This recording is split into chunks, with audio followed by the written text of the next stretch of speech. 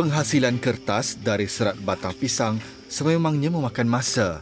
Dengan bantuan rakannya, Ophelia, Michio memulakan kerja mengeluarkan serat dari batang pisang yang ditebangnya tadi.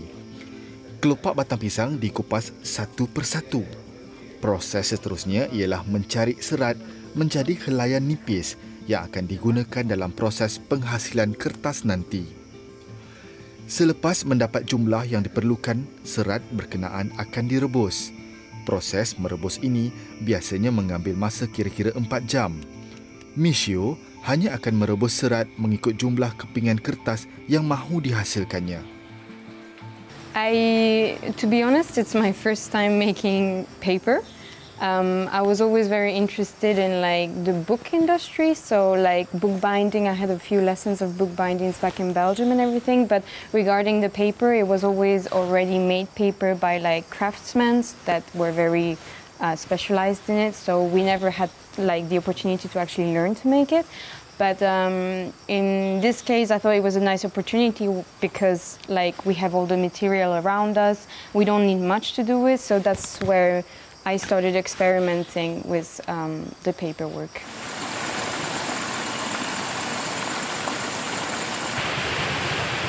Serat batang pisang yang telah direbus malam sebelumnya itu akan ditumbuk menggunakan lesung batu sehingga hancur. Proses ini perlu dilakukan bagi membolehkan serat berkenaan menjadi halus dan melekat sekata agar permukaan kepingan kertas yang dihasilkan nanti rata. Serat yang telah hancur kemudian direndam di dalam bekas yang berisi air. Oleh kerana ini adalah proses eksperimentasi seni, Michio perlu mengagak keadaan permukaan kertas yang akan terhasil nanti. Sebuah acuan terap kemudiannya digunakan untuk membentuk kertas berkenaan.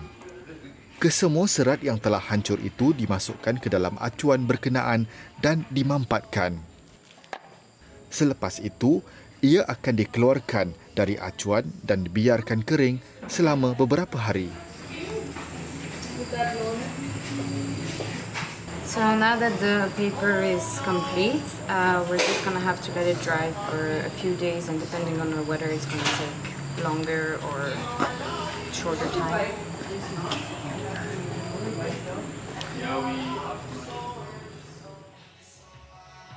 Nina, seorang pelukis potret, juga berbakat dalam menghasilkan kraf tangan menggunakan cendawan. Dia cuba mencantum beberapa jenis cendawan yang dikutipnya semalam bagi membentuk satu objek seni. Objek itu kemudiannya akan ditampal pada sekeping kertas, juga diperbuat dari cendawan. Untuk proses pencantuman ini, dia menggunakan teknik jahitan dan juga gam. Usai dengan kerja tangannya, Nina meneruskan aktiviti hariannya, iaitu menghasilkan kertas. Berbeza dengan Michio, sumber utama kertas yang dihasilkan Nina adalah cendawan. Cendawan yang digunakan ini dikutip dari hutan dan kebun penduduk kampung Huludong. Depending on what type of mushroom you're using, you will most likely get very different colors when you make the paper. Some mushrooms, they will make the paper blue, and some mushrooms will make it brown, some will make it yellow, and some will make it white. You can experiment in many different ways and see how it turns out.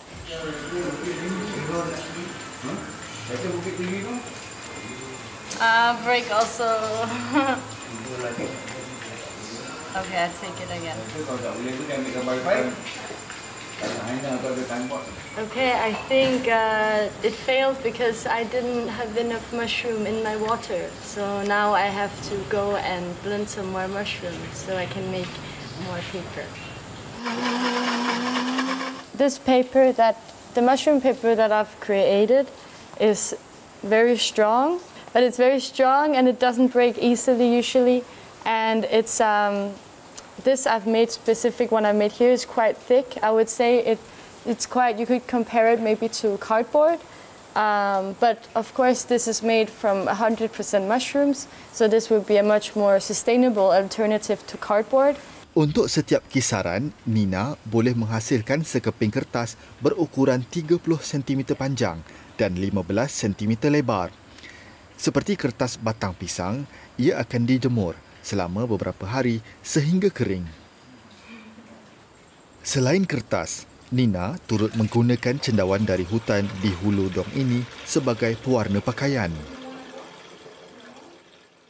These mushrooms have been soaking for maybe 2 weeks. So a long time, but if you don't have that much time and you want the color instantly, you can boil them for 1 hour and the color will also come out.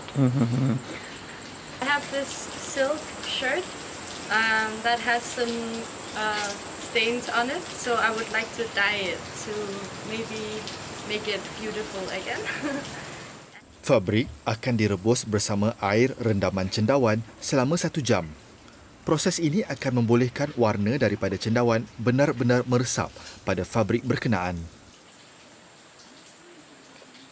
I know that for example, in Scandinavia, there are a lot of people who use the dye from the mushroom to dye their wool.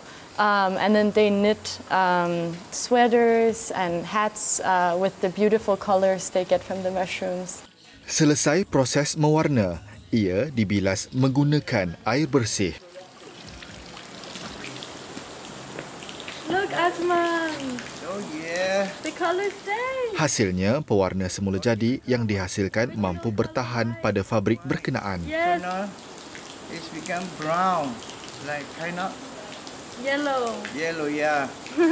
I'm so proud of you. Thank you, Asman! Jadi kita dah dapat tahu barang sekitaran Hulu Dong ni boleh menghasilkan satu bahan yang boleh digunakan pakai untuk hasil seni. Cuma ada orang yang perlu meneruskan benda ni pada masa akan datang.